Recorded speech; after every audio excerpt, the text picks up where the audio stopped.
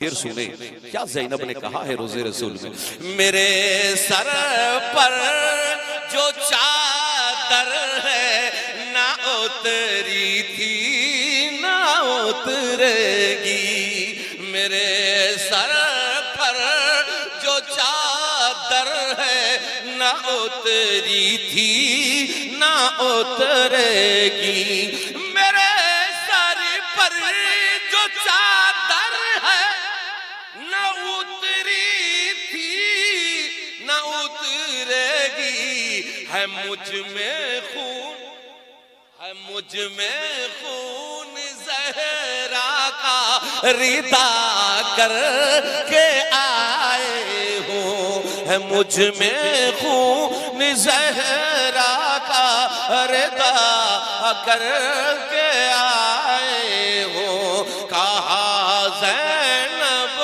ने नहाना वफा कर के आए हो, जो तेरे दीन की कीमत थी अदा कर के आए हो। बड़े अच्छे आपकी समाते हैं, अल्लाह आपको आपके हौसले को बुलंद रखे। मैं अर्ज करना चाहता हूँ इस मेरे बुजुर्गों दोस्तों, आज मुसलमान पल पल में झूठ बोल रहा है, हमारे बच्चे झूठ बोल रहे हैं, हमारी माँ बहनें झूठ बोल रही हैं। बिल्कुल मुख्तसर लफ्जों में वो जो हालात हाजरा जो है जिस पहलू पे आज हम चल रहे उस पे मैं गुफ्तगू करना चाहता हूँ। बताना यह चाहता हूँ कि आज मुसलमान पल पल में झूठ बोलता है। मुसलमान की अलामत नहीं है कि झूठ बोले, मुसलमान गर्दन कटा सकता है, झूठ नहीं बोल सकता, जान की बाजी लगा सकता है, झूठ नहीं बोल सकता। जो नबी का कलमा पढ़े और झूठ बोले, जो नबी का सीनाई कहलाए और झूठ बोले, जो गरीब नवाज का चहीता बने और झूठ बोले, मखदूमे को चिचवी का दीवाना बोले और झूठ बोले। मैं कहना चाहता हूँ हुजूर आला हजरत अजीमुल बरकत रफीउल दर्जत मौलाना शाह इमाम मोहम्मद रजा खान फाजिल बरेलवी का नारा इश्क रखे और झूठ बोले। याद रखिएगा, झूठ मत बोलिएगा, इसलिए कि झूठ अगर मुसलमान सच बोलना शुरू कर दे तो मैं यह अर्ज करना चाहूंगा कि आपके सच्चाई के बलबूते पर आपके लोग दीवाने हो जाएंगे, अपने तो अपने गैर आपके चाहने लगेंगे। इसलिए मुसलमान झूठ बोलने का नाम नहीं है। मैं अर्ज करना चाहता हूँ वही गौसे आजम है, उनकी वालदा कहती है बेटा खबरदार झूठ, मेरे बेटे झूठ ना बोलना। अभी अशरफिया है 40 अशरफिया, खुदा की कसम गौसे आजम ने सच बताई है, और जब सच बता नहीं था तो 40 डाकुओं ने गौसे आजम के हाथ पर हाथ दे करके कलमा तैयब पढ़ के मुसलमान हो गए। इसलिए मुसलमानों झूठ मत बोलो, सच बोला करो और हलाल रिस्क खाया करो। जिस दिन हलाल रिस्क खाओगे, अपने बच्चे को हलाल रिस्क खिलाओगे, कभी आपका बेटा गद्दार नहीं हो सकता, कभी आपको धोखा नहीं दे सकता, कभी लात नहीं मार सकता, कभी भला बुरा नहीं कर सकता। इसलिए भी माँ पे गुफ्तगू सुन रहे थे हजरत अल्लामा नकीब अहले सुन्नत से, मैं अर्ज करना चाहता हूँ इसलिए कि हलाल रिस्क खिलाए। आओ जहन देना चाहता हूँ,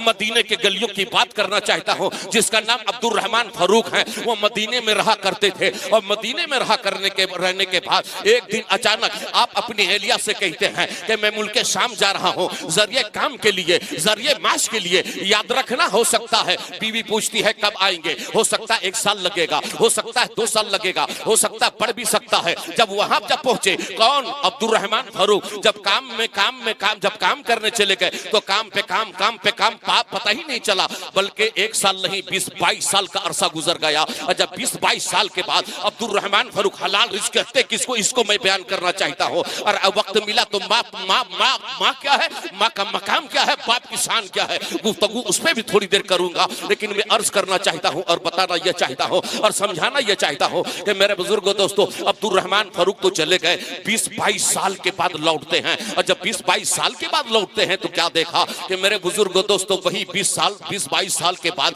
अपने शहर जो मदीना हो, जहाँ रसूल अल्लाह सरवरे कौनैन आराम फरमा रहे हो, मैं अर्ज करना चाहता हूँ वह कहीं मकान पे नहीं गया, अपना घर नहीं गया, अपने मोहल्ले पे कदम नहीं रखा, बल्कि रोजे रसूल में पहुंचता है। और पहुंचने के बाद अब्दुल रहमान फारूक बहुत रोए, कहने लगे या रसूल अल्लाह 20-22 20-22 साल मैंने बाहर रहा, आपके कदमों से दूर रहा, रोते रहे, मगर उसी दुआ ही कर ही रहे थे, अभी दुआ कर ही रहे थे। इतने में एक आवाज आती हदीस पढ़ाने की। आपने पूछा ये आवाज कहां से आ रही है? कहा मस्जिद नबी से आ रही है। कहा ये कौन पढ़ा रहे हैं? कहा जिसका नाम मुहद्दिस मदीना शेख रबिया है। खुदा की कसम ये मुहद्दिस मदीना शेख रबिया। बोले हाँ हाँ, मैं अर्ज करना चाहता हूँ। वहां से उठे कौन? अब्दुल रहमान फारूक। वहां गए तो क्या देखे? बड़े बड़े मुहद्दिस बैठे हुए हैं। 17-18 साल का एक नौजवान है जिसका नाम मुहद्दिस मदीना शेख रबिया है। वो हदीस पढ़ा रहे हैं। ऐसे पढ़ाते थे, उनका पढ़ाने का अंदाज ऐसा था, जहां जहां मेरे नबी मुस्कुराया करते थे वहां वहां मुस्कुराया करता था, और वहां जहां जहां मेरे नबी हाथ उठाया करते थे वहां वहां ये हाथ उठाया करता था। ऐसा लगता था कि हुजूर है, ऐसा लगता था कि हुजूर है। अब्दुल रहमान फारूक जाके बैठ गए, बहुत रोए। और उस जो हदीस पढ़ाने वाला 17-18 साल का नौजवान जिसका नाम मुहद्दिस मदीना, उनके सुनने वाले 70-80 साल के मुहद्दिस बैठे हुए थे, अपने अपने कपड़े फाड़ रहे थे, रो रहे, चीख रहे थे। बहुत अजीब कैफियत थी उस मोड़ में। मेरे बुजुर्गों दोस्तों, ऐसे मोड़ में ये भी अब्दुल रहमान फारूक बैठ गए, ये भी खूब रोए और ये दुआ की, अल्लाह जिस माँ के कोख से इस नौजवान बच्चे पैदा हुआ कितना मुकद्दर वाली माँ होगी। या अल्लाह जिस खानदान से ये लड़का होगा न जाने ये कितना मुकद्दर वाला खानदान होगा। जिस बाप के बेटा होगा वो कितना अच्छा बाप का बेटा है जो ये मुहद्दिस मदीना शेख रबिया हैं। ये दुआ किए, फिर वहां से चले के बाद में इनसे मिलेंगे। चले गए घर। 20-22 साल के बाद दरवाजे पे दस्तक दी, आवाज आई, कौन? कहा मैं अब्दुल रहमान फारूक बोल रहा हूँ। दरवाजा बीबी खोली तो उसके सफेद बाल मतलब चांदी झलक रहे थे। कहा आप कौन? कहा कि मैं अब्दुल रहमान फारूक हूँ, नहीं पहचानती? इतना कहना तो उसकी आंखें भरी, रोने लगी। जल्दी आइए। अंदर जाने के बाद कहा पहले मुंह हाथ धोइए, पहले खाना खाइए।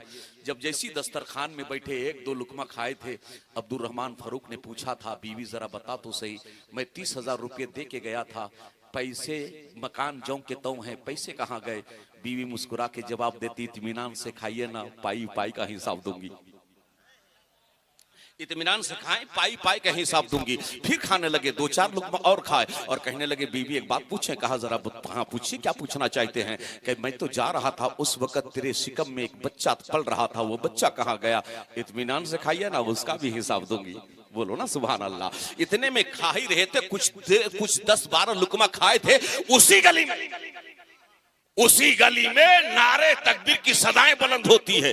अब्दुल रहमान फारूक खाना छोड़ दिए, बाहर निकले तो बीवी का आवाज दे, देखो देखो यही नौजवान है जो मेरे दिल में एक ही दिन में हुकूमत कर लिया है। क्या अंदाज है पढ़ाने का, क्या हदीस पढ़ाता। इधर बाहर निकला, देखना जरा सा। इतना कहना था कि मुहद्दिस मदीना शेख रबिया करीब आ रहे हैं, पीछे पीछे मुहद्दिस हैं और नारा लगाने वाले लगा रहे हैं। 70 साल 80 साल के वो ज़ईफ लोग हैं जो मुहद्दिस हैं, जो बड़े बड़े उलमा हैं, उनके पीछे पीछे चल रहे हैं और नारे तकबीर की सदाएं बुलंद कर रहे हैं। खुदा की कसम, जैसी उसकी बीवी देखी ना मुहद्दिस मदीना शेख रबिया को, तो आंखों से आंसू आ गए। अब्दुल रहमान फारूक ने कहा, तुम क्यों रो रही हो, क्या मामला है? उसने जवाब दी कि नहीं, वैसी आंसू आ गए। अब्दुल रहमान फारूक जब आमने सामने उन्हीं के मकान के करीब पहुंच गए, मुहद्दिस मदीना शेख रबिया ना इधर गए ना उधर गए, उन्हीं के दरवाजे के सामने खड़े हो गए। और खड़े हो गए तो अब्दुल रहमान फारूक चौंक गए। कहा, या अल्लाह, ये गजब हुआ, ये नौजवान यहीं पे खड़ा है, ना इधर जा रहे ना उधर जा रहे, मेरे दरवाजे के सामने कहां खड़ा है? आप दौड़कर आगे बढ़े, उनका हाथ मुसाफा किया और उनका हाथ चूमना चाहे तो अपने हाथ चूमने से रोक दिए। कहा कि नहीं, हाथ आप नहीं चूम सकते। इतने में वही मुहद्दिस मदीना शेख रबिया इधर उधर नहीं बल्कि उन्हीं के घर में एंट्री किए। जैसे उनके दरवाजे पे कदम रखे तो ये सोचने लगे, ये नौजवान कौन है जो मेरे घर में कदम रख रहा है? आगे बढ़ा। आगे बढ़ने के बाद मुहद्दिस मदीना शेख रबिया, वो खातून जो अब्दुल रहमान फारूक की बीबी है, उसके हाथ को मुसाफा किया है और उसके हाथ चूमने लगा। अब्दुल रहमान फारूक कहते हैं, ये कौन जवान है जो तेरे हाथ को चूम रहा है और तेरे हाथ को भी चूम रहा है और तेरे हाथ को भी चूम रहा है, तो वो तेरे हाथ को मिला रहा है, ये कौन शख्स है? तो अब्दुल रहमान फारूक ने जवाब दिया था, मुहद्दिस मदीना शेख रबिया अभी खामोश है। उनके अहलिया जवाब देती है, वो 30,000 रुपये था ना, 30,000 रुपये यही है और तेरा बेटा यही है, इसलिए हलाल रिस्क से प्यार से बोलो सुभान अल्लाह, जरा लह के बोलिए या रसूल अल्लाह। हाँ, प्यार से कहिए सुभान अल्लाह।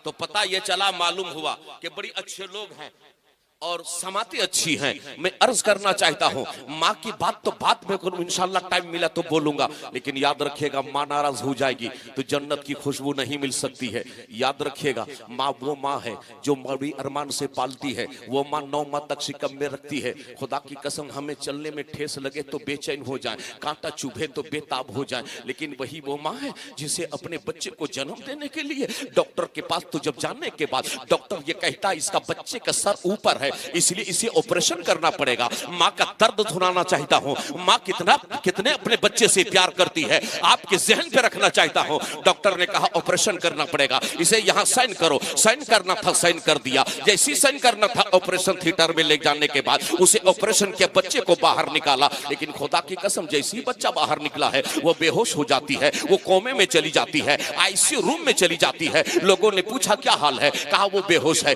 कब होश में आएगी? हो सकता है 3 घंटे लगे, हो सकता है 2 दिन लगे, हो सकता है 3 दिन लगे। मैं पूछना चाहता हूँ ईमानदारी से जरा बताओ तो सही, वो माँ जो अपने बच्चे को जन्म देने के लिए अपने पेट को चाक करती हो, आज वही जैसी चाक करने के बाद बच्चा तो जरूर बाहर निकला है, मगर मैं पूछना चाहता हूँ 3-4 दिन के बाद वो होश में आती है। खबर मिली वो होश में आई है, वही एक खातून है, उसी के बेटे को लेके करीब पहुंचती है, कहने लगी देखना तेरा बेटा है, देखना तेरा लाल है, देखना इसके होंठ पंखड़ी की तरह है, चेहरा गुलाब की तरह है, ये नक्शा तो बाप की तरह है, ये नक्शा तेरे होंठ तेरे तुम्हारे तरफ लिए हैं। मत चल, करवट तो ले नहीं सकती, मगर उसकी आंखों से आंसू आ गए। बच्चे को देखने के बाद बड़ी प्यार से कहती जरा करीब लाना, अपने बेटे को हाथ सर पे हाथ रखे। कितना प्यार करती है माँ। हाथ रखी, कहा जरा और करीब ला ताकि मैं अपने बच्चे के पेशानी को बोसा दूं। खुदा की कसम, माँ आज बहुत माँ होती है।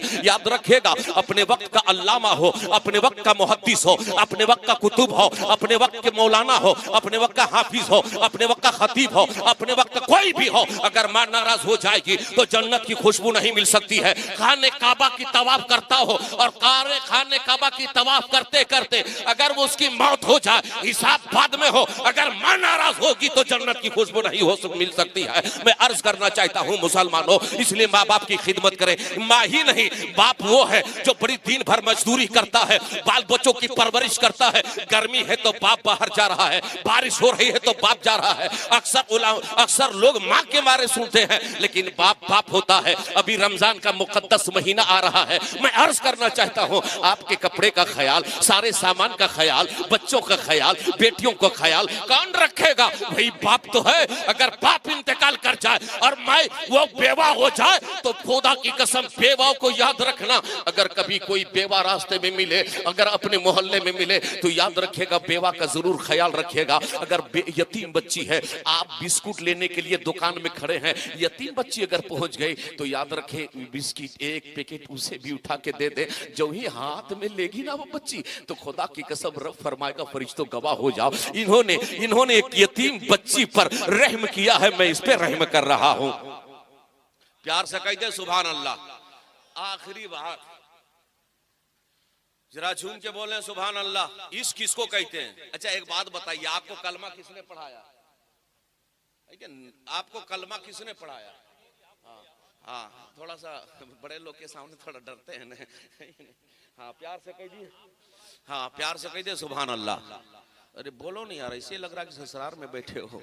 मिजाज बना के बोलो, सुभान अल्लाह बोलो, महक के बोलो, है कि नहीं? गरीबी दूर करना है तो मेरे नबी ने फरमाया, एक साहब रसूल है, बात आ गई तो एक बात कह के मैं आगे बढ़ना चाहूंगा। मेरे आका सरवरे कौनैन सल्लल्लाहु अलैहि वसल्लम के बारगाह में इतने गरीब वो इंसान था जो 1 दिन नहीं 3 दिन तक चूल्हा नहीं जलता, सिर्फ एक चादर लिपट करके रहते थे। मेरे आका की बारगाह में गए, या रसूल अल्लाह बड़ी गरीबी है, रहा नहीं जाता है। मेरे नबी करीम सल्लल्लाहु अलैहि वसल्लम इरशाद फरमाते हैं, सुनो सुनो, एक काम करो, 3 काम करो, तुम्हारी गरीबी दूर हो जाएगी। तुम भी आप भी ये अमल करें तो खुदा की कसम आपकी गरीबी दूर, मैं नहीं कहता मेरे नबी ने कहा है, मेरे पैगंबर ने कहा है। जिस नबी करीम सल्लल्लाहु अलैहि वसल्लम का हम कलमा पढ़ते उस नबी ने इरशाद फरमाते हैं, कहा जाओ 3 काम करना, तेरे घर से गरीबी दूर हो जाएगी, अमीरी आ जाएगी। मेरे नबी ने कहा उस इंसान ने, उस सहाबी रसूल ने अर्ज किया, या रसूलल्लाह क्या करना है? कहा घर जाना और दरवाजे पे खड़ा होकर के सलाम करना। कहा या रसूलल्लाह अगर मैं सलाम करूं और घर में कोई ना हो तो मेरे नबी फरमाते मोमिन के घर में कोई रहे ना रहे, मोहम्मद अरबी रहता है।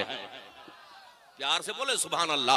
इतने में मेरे सरकार वो असहाबी रसूल गए, दरवाजे पे सलाम किए। कहा या रसूल सलाम करने के बाद क्या करेंगे? कहा 3 बार मुझ पर दरूद पाक पढ़ लेना। कहा या रसूल दरूद पाक पढ़ने के बाद क्या करना है? कहा 3 बार कुल हु अल्लाहु अहद पढ़ लेना। तेरे घर में बरकत आएगी, ये काम करना खुदा की कसम, ताकि तेरे घर में गरीबी दूर हो जाए और बरकत हो। लेकिन आज मैं से पूछना चाहता हूँ, आप यहाँ से बाजार जाते हैं, घर से बाजार जाते हैं, जरिए माश के लिए जाते हैं। जैसी आपकी अहलिया, आपकी बेगम, आपकी मनकूहा कहती है कि सुनो सुनो, जा रहे हो बाजार, सब्जी ले लोगे, टमाटर ले लोगे, बैंगन ले लोगे, अदरक ले लोगे। मैं ये कहना चाहूंगा, एक पैगाम देना चाहता हूं, ताकि ये एक पैगाम से आपका आना भी वसूल हो जाए, जाना भी वसूल हो जाए। आपने जैसे ही घर से निकले, साइकिल है, मोटरसाइकिल है, आप लेकर के जैसे ही चले हैं, 2 कदम चले, 4 कदम चले, ईमानदारी से बोलोगे, झूठ मत बोलना। नबी करीम के महफिल पाक में बैठे हो, जब घर से निकलते हो तो बीबी सलाम करती है, बोलो ना भाई, नहीं नहीं, हाँ अब ये सुनिए कान खोल करके, इसलिए कि बीवियों को चाहिए, मेरी बहनों को चाहिए, जब घर से शौहर निकले तो बीवियों को चाहिए कि शौहर को सलाम करे। अगर वो सलाम करती है तो शौहर सलामती के साथ बाजार जाएगा, उसे कोई कांटा नहीं कर सकता, का कोई हादसा नहीं हो सकता, एक्सीडेंट नहीं हो सकती। इसलिए बीवी ने सलामती की दुआ दे दी है, लेकिन सलाम नहीं करेगी। कब करेगी? इधर है इल्ला माशाल्लाह, बहुत एम लगा के रहेगी। और जैसी ईद के नमाज पढ़ के आइएगा, बोले सलाम अलैकुम, बोले क्या बोली? बोले है बाप, आपको कुछ बुझा रहा है जी, साल भर के सलाम है जी, ले है जी, गलत बोल रहे हैं जी, तो बोलो ना जी, हाँ लीजिए ना जी, खाइए ना जी, बड़ी जी मेरी माँ बहनें ज्यादा इस्तेमाल करती। अब यहाँ से आगे बढ़ना चाहता हूँ, जैसी मेरी बहनों को चाहिए कि सलाम करे, अगर वो सलाम नहीं करती है, अच्छा शौहर का मर्तबा ऊंचा या बीवी? बोलन खाकस के डरता का है यार, है ना। शौहर का मर्तबा रब ने ऊंचा किया है, शौहर का मर्तबा आला है, बीबी का दना है, लेकिन हुकूक दोनों का बराबर है। मैं अर्ज करना चाहता और बताना चाहता हूँ, समझाना यह चाहता हूँ, जो सलाम करे उसे 70 नेकियां। अक्सर उलमा तारीखों में आता है कि एक सलाम करे उसे 70 नेकियां, एक तारीख में 90 नेकियां, एक तारीख में 100 नेकियां। अक्सर उलमा 70 की बयान करते हैं, इसलिए जो सलाम करे उसे 70 नेकियां, और जो सलाम का जवाब दे उसे 10 ने किया। अब पूरे मजमा से मैं चाहता हूं, बताओ 70 लेना चाहते हैं कि 10? कितने लोग लीजिएगा? जरा हाथ उठाइए तो, उठाओ नहीं यार, नेकी लेने में घबरा रहे हो। ये कौन सी कर रहा हो? ए बादाम बाबा, तो मार्केट वहां लगा रहा, तुम यहाँ लगा दिया। हाँ है, सुभान अल्लाह, प्यार से कह दीजिए सुभान अल्लाह। तो कल से किधर?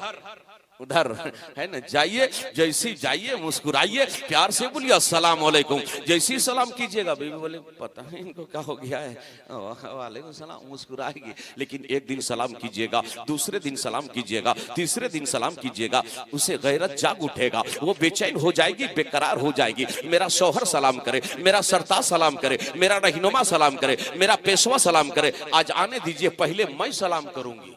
सलाम चालू होगा कि नहीं? जब सलाम होगा तो कभी सलाम दोनों तरफ से चालू हो जाए तो कभी झगड़ा नहीं। 1 2 3 बंद, प्यार से कह दो सुभान अल्लाह। इसलिए सलाम चालू करें। एक जगह बड़का गांव में गए थे तकरीर करने, ये तकरीर करने के बाद 2 महीना के बाद फिर गए तो एक लड़का बड़ा अच्छा था, बड़ी मेरे रूम में आता जहाँ पर हम ठहरते, तो उसने कहा कि मैंने कहा कि तुम तो शादी किए हो, तो बोले हाँ। तो उस जलसे में जो बोले थे तुम सलाम किया? बोले क्या? बोले हजरत छोड़िए ना। बोले क्या? बोलो बोलो। बोले हजरत घर गए और अपनी अहलिया को बोले अस्सलाम वालेकुम, तो बीबी बोलती क्या मजाक करते हैं जी, क्या मजाक करते हैं जी। तो कभी कभी ऐसा हो जाता है, जो लोग क्या क्या समझते हैं। शर्माइएगा मत, जब अली मुर्तजा शेर खुदा फातिह खैबर दामादे पैगंबर अली मुर्तजा, जब हजरत फातिमा ज़हरा रज़ी अल्लाह तआला अन्हा को जब अली सलाम कर सकते हैं गाहे बगाहे, तो अली सलाम कर सकते हैं, तो अली का गुलाम सलाम क्यों नहीं कर सकता है? मेरे पैगंबर इस्लाम आका दो जहां सरवरे कौनैन जब गाहे बगाहे हजरत अरे आयशा सिद्दीका को जब मेरे नबी सलाम कर सकते हैं तो नबी का गुलाम सलाम क्यों नहीं कर सकता है? इसलिए सलाम चालू करें, कभी लड़ाई कभी झगड़ा नहीं। इसको कहते हैं, इसकी तकरीर करके मैं अपनी जगह लूं, ये आप चालू रखिएगा, परेशानियों से महफूज भी रहिएगा, कभी झगड़ा नहीं होगा। इस किसको कहते हैं? मोहब्बत किसको कहते हैं? ईमानदारी से बोलिए, आपको शुरू में 6 साल 3 साल में कलमा किसने पढ़ाया, याद है? दादी पढ़ाए, नाना पढ़ाए, इमाम साहब पढ़ाए, मौलाना साहब पढ़ाए, मुफ्ती साहब पढ़ाए, कुछ मालूम नहीं, हमें भी मालूम नहीं किसने शुरू में पढ़ाया है। लेकिन आइए बगदाद के सरजमीन, आइए मदीने के सरजमीन है, एक नन्हा सा बच्चा, बस ये बात कह के मैं अपनी जगह लेना चाहता हूँ, बताना चाहता हूँ कि वो बच्चा यतीम था, वो बच्चा यतीम था, बाप इंतकाल कर गया था, माँ दूसरे मोहल्ले में शादी करके रहती थी, मगर बच्चा वो क्या करता था, मतलब ये है कि वो चचा के पास रहता, बकरियां चराया करता था, दिन भर बकरियां चराता था। नारे तकबीर, नारा रिसालत, शायर इस्लाम नूरे मुजस्सम साहब किबला, प्यार से बोलिए सुभान अल्लाह। एक बार हाथ उठा के कह दीजिए या रसूल अल्लाह, लह के कह दीजिए या हबीब अल्लाह। तो मैं अर्ज करना चाहता हूं और बताना यह चाहता हूं, जैसे ही नूरे आ गए ना, हाँ प्यार से कह दीजिए सुभान अल्लाह। मैं अर्ज करना चाहता हूं, पहाड़ के दामन में वो रहने वाला बच्चा 7 साल का बच्चा है, बकरिया जिसमें मौरिख ने लिखा है, जिसने लिखने वाला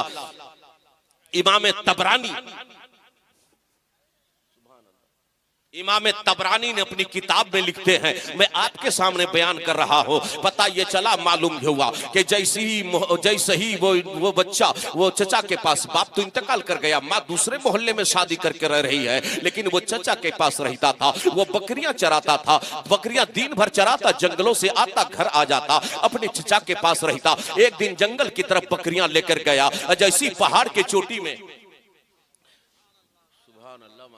बकरी को लेकर के जब बकरियों को लेकर पहाड़ की तरफ चला, वो पहाड़ के दामन में जैसी पहुंच रही था, एक बूढ़ी बकरी पहाड़ की चोटी में चढ़ गई, और चढ़ने के बाद वो नीचे आहिस्ता आहिस्ता नीचे उतर गई, और नीचे उतर गई तो वो नन्हा सा बच्चा पीछा किया, पीछे वो बकरी के पीछे वो छोटा सा बच्चा है, यतीम बच्चा है, जा रहा है, आवाजें दे रहा है, बकरी चली जा रही है। जैसी वो बकरी गई तो कहीं और नहीं गई, बल्कि मस्जिद नबवी के दरवाजे पे खड़ी हो गई, और जब खड़ी हुई तो ये नन्हा सा बच्चा चला गया। जब देखा तो क्या देखा, वो छोटा सा बच्चा था, यतीम बच्चा था। मस्जिद नबी पे जो वो बच्चा दरवाजे के सामने खड़ा हुआ तो क्या देखा कि चारों तरफ से सहाबा घेरे हुए हैं, जिसमें अबू बकर सिद्दीक भी है, सलेमान फारसी भी है, अब्दुल्ला बिन जुबैरी भी, अबू तलहा भी है, अबू जर गफारी, बिलाल, सहाबा का झुरमुट है। बीच में मेरे सरकार गुलाब के फूल की तरह खिलते हुए नजर आ रहे हैं। मेरे सरकार बाजुओं नसीहत फरमा रहे हैं, गुफ्तगू कर रहे हैं। वो बच्चे की नजर मेरे सरकार पे पड़ी तो वो बच्चा देखता रहा, मुस्कुराता रहा, देखता रहा, मुस्कुराता रहा, देखता रहा, मुस्कुराता रहा। अचानक मेरे सरकार की नजर उस बच्चे पे पड़ी, मेरे सरकार खड़े हो गए और आहिस्ता आहिस्ता करीब पहुंचे। उस बच्चे के करीब गए तो पूछा, बेटे क्या देख रहे हो, बेटे क्या देख रहे हो? बच्चे ने कहा, आपको देख रहा हूं। कहा, क्या देख रहे हो? कहा, आज तक मैंने ऐसे हसीनो जमील इंसान नहीं देखा, आपका चेहरा चांद, आपके चेहरा से चांद शर्मा जाए ऐसा चेहरा है। जब तलवा को देखता हूं तो तलवे से नजर नहीं हटती है, जब चेहरे को देखता हूं तो चेहरे से नजर नहीं हटती है। आप कौन हैं? बच्चे ने कहा, आप कौन हैं? मेरे आका मुस्कुराए और फरमाते, बेटे मैं कौन हूं बता दूं? कहा, बताइए ना आप कौन हैं। इतना कहना था, मेरे सरकार सरवरे कौने निशात फरमाते हैं, मैं अल्लाह के रसूल हूं, मेरा नाम मोहम्मद है। इतना कहना था, खुदा की कसम। बच्चे ने कहा, वही मोहम्मद जो कलमा भी पढ़ाते हैं? हाँ बेटे मैं वही मोहम्मद हूं। इतना कहना था, एक कदम और बच्चा आगे बढ़ा और कहा, मुझे भी कलमा पढ़ा दीजिए ना,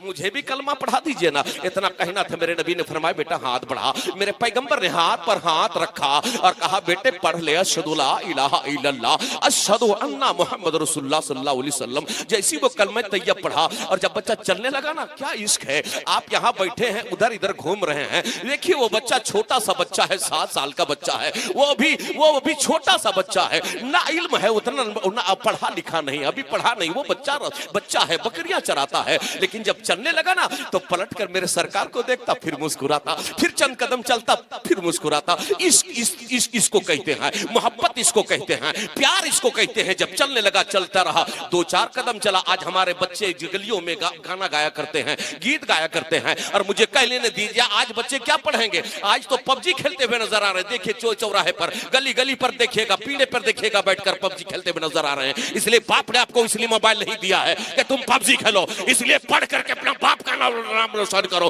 खानदान का नाम रोशन करो, अपने गांव का नाम रोशन करो, अपने जिले का नाम रोशन करो। इसलिए बेटे को पढ़ाओ, बेटा पढ़ो, और अपनी बेटियों को शरीयत को पढ़ाओ। अगर बेटी शरीयत को पढ़ लेगी, कुरान को पढ़ लेगी, इस्लाम को जान लेगी, फातिमा की कनीज बन जाएगी, तो खुदा की कसम अपने पैर को, अपने कदम को कभी घर से बाहर गलत कदम पे बाहर नहीं निकालेगी। वरना शरीयत को पढ़ ली हो